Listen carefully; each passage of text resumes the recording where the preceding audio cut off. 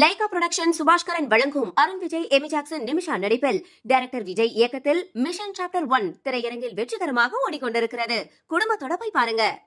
தமிழக முதலமைச்சர் மு.க.ஸ்டாலின் 10 நாட்கள் பயணமாக இன்று துபாய் வழியாக ஸ்பெயின் நாட்டிற்கு செல்ல இருக்கிறார். இது தொடர்பான கூடுதல் விவரங்களை வழங்குவதற்காக களத்திலிருந்து இணைந்திருக்கிறார் நமது செய்தியாளர் ரமேஷ். சரியா எத்தனை மணிக்கு இன்னைக்கு சென்னையில இருந்து முதலமைச்சர் புறப்படுறாரு? அவரோட முழு பயண திட்டம் என்ன அப்படின்னு குறிப்பிடுங்க.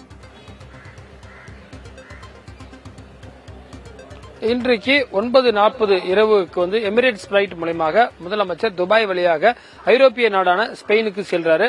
அவருடன் தொழில்துறை அமைச்சர் TRB ராஜா, தொழில்துறை செயலாளர் அருண்ரா IAS, அதே போல கைடன்ஸ் நிறுவனத்துடைய MD விஷ்ணு IAS உள்ளிட்ட அதிகாரிகள் செல்றாங்க.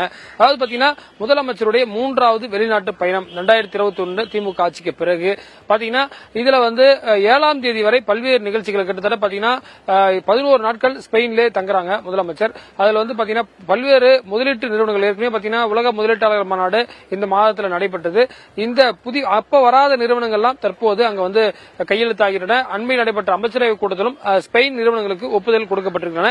அது மட்டும் இல்லாம இந்த வெளிநாட்டு பயணத்தில் முதலமைச்சரோட அதிகாரிகள் போறாங்க. அது மட்டும் இல்லாம இதுல முக்கியமான விஷயம் பாத்தீங்கன்னா இன்றைக்கு இரவு அவர் புறப்படும் போது அமைச்சர்கள் அனைவருமே வழி அனுப்புவதற்காக செல்றாங்க. முதலமைச்சர் 8 மணிக்கே விமான நிலையம் சென்றடைவார். அனைத்து அமைச்சர்களும் அங்க போய் சென்டா பண்ண போறாங்க. அது மட்டும் இல்லாம முதலமைச்சருடைய செய்தியாளர் சந்திப்பு இன்று இரவு விமான நிலையத்தில் இருக்குது. அதுல முதலமைச்சர் என்ன மாதிரியான திட்டங்கள்லாம் வர இருக்கின்றன, இந்த நாள் பயணங்கள்லாம் என்ன அப்படின்றது குறித்து விரிவான ஒரு செய்தியாளர் சந்திப்பையும் நிகழ்த்த இருக்கிறாரு. பாத்தீங்கன்னா நாடாளுமன்ற தேர்தல் நடைபெறக்கூடிய நிலையில் முதலமைச்சர் இந்த வெளிநாட்டு பயணம் என்பது முக்கியத்துவம் வாய்ந்ததாக பார்க்கப்படுகிறது. ஏற்கனவே பாத்தீங்கன்னா துபாய் உள்ளிட்ட நாடுகளுக்கு சென்றாங்க, ஜப்பான், சிங்கப்பூர் உள்ளிட்ட நாடுகளுக்கு சென்றாங்க. அந்த நிறுவனங்கள்லாம் இப்ப அதிக அளவில் இன்வெஸ்ட் பண்ணாங்க. சிங்கப்பூர்ல இருந்து அதிக அளவிலான இன்வெஸ்ட்மெண்ட் வந்தது. இந்த ஒரு பரபரப்பான ஒரு அரசியல் சூழ்நிலையில் முதலமைச்சருடைய வெளிநாட்டு பயணம் முக்கியத்துவம் வாய்ந்ததாக பார்க்கப்படுகிறது. ஆனந்தி, முதலீடுகளை ஈர்க்கும் பொருட்டு பல்வேறு நாடுகளுக்கு 10 நாட்கள் பயணமா தமிழக முதல்வர் செல்ல இருக்கிறார். களத்திலிருந்து விவரங்களை வழங்கியதற்கு நன்றி ரமேஷ்.